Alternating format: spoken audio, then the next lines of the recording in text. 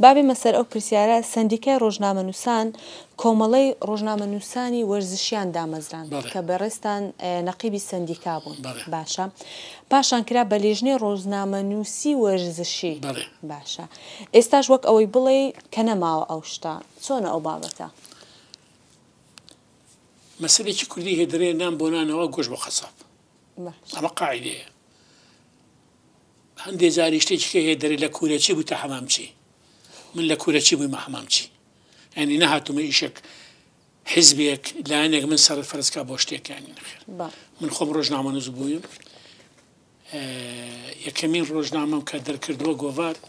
بە ناوی خەباتی قوتابیان ساڵی 1970 یەکی قوتابیانی کوردستان بوو یەکەم ژمارە هەتا چارەمی ژمارەی من دەرم کردووە بە عەرەبی دەردەچوو پاشی وەی لە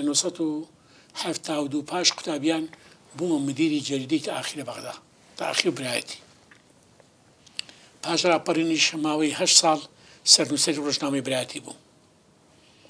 وەرزشی برایەتی و دراساتی برایەتی و چی چەند کۆمەڵێکشت دەردەچوو کە بوومە کە سندیکای ڕۆژنامەنووسانی کوردستانمان دامەزران بە تێگرای دەنگ منیان کردە نەقیبی ڕۆژنامەنووسانی کوردستان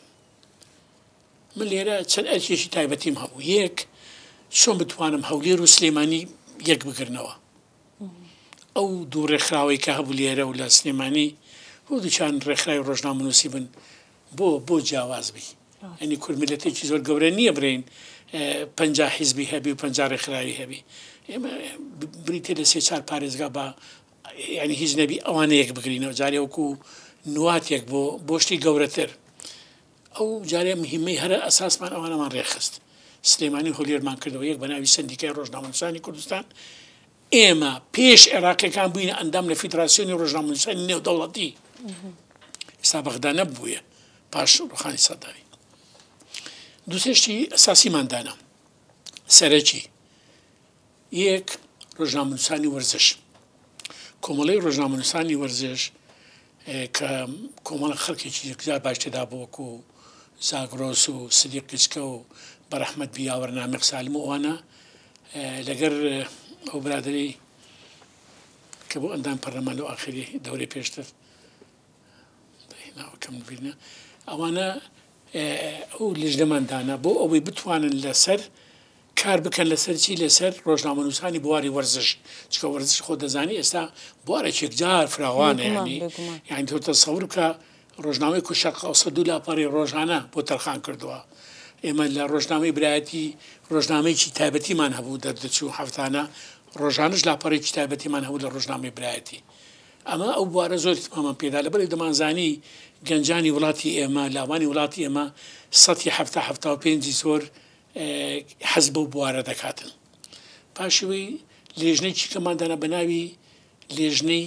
ڕۆژنامەنووسانی مێینە بەڕاستی نەمانویست ناوی لێنێن ژنان و ئافرەتان چونکە خۆ دەزانی ئەو منافەسە حیزبەی کە هەبوو لە نێوانی ئافرەت و ژن و خۆ دەزانی ئەو وڵاتە چی لێ هاتووە ئەوان نەمنە ئەویش بۆ ئەو ڕۆژنامەنووسە خوشکە بەڕێزانە بوون کە لەو بارەیشان دەکرد بۆ ئەوەی ئەوانیش سەربەخۆی تایبەتیان هەبی ینی لە هەموو بوارەکان وەرزشی ئیمێینە ئەوانە سەربەخۆی تایبەتیان هەبوو سەرڕایکی سەرڕای ئەو لقانەی کە هەموو بوو لە هەموو شارەتەکانی کوردستان لەگەر ئەو نووسینگانەی لە خانەقین و لە سۆران و لە شوێنی کە هەبوون و یەکەمی سندیکایە دەتوانم بڕێم لە مێژووی هەموو ڕۆژهەڵاتی ناوەڕاست کە خاوەنی 3 پرۆژەی کاری ڕۆژنامەنووسی و کەدایتە پەرلەمانی کوردستان و بۆ قانون دائما پەرلەمان دەکە ئێمە تەقدیممان دەکرد پرۆژەکان پەرلەمانی کوردستان یەک لەوانە یاسای ڕێخستنی کاری ڕۆژنامەنووسی لە کوردستان کە تا ئێستاش کاری پێ دەکرێت ئەو ئیشی ئێمە بۆ ئێمە کردمانێ